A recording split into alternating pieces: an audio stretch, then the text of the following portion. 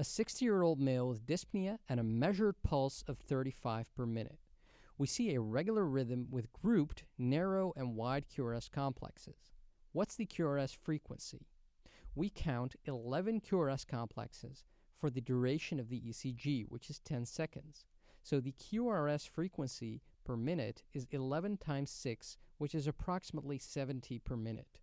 Now, are there P waves, and what's the P wave morphology?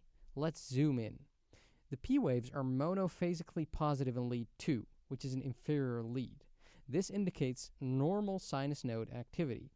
These P waves are followed by a narrow QRS complex, and then a T wave, and then a second wide QRS complex. This pattern is called bigeminy.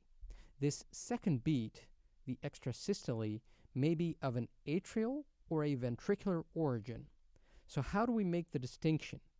If the QRS complexes of the extrasystole are narrow, then it's an atrial bigeminy.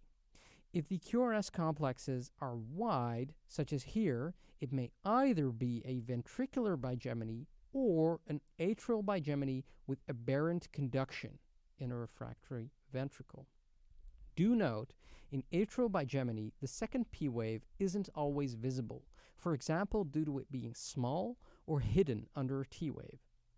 Because the extrasystole follows so closely after the normal sinus beat, in some cases there is insufficient time for diastolic filling.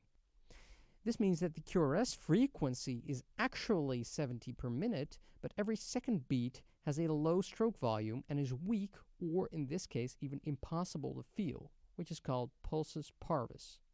Enjoyed it? Learn more at weteachmedicine.com/ECG.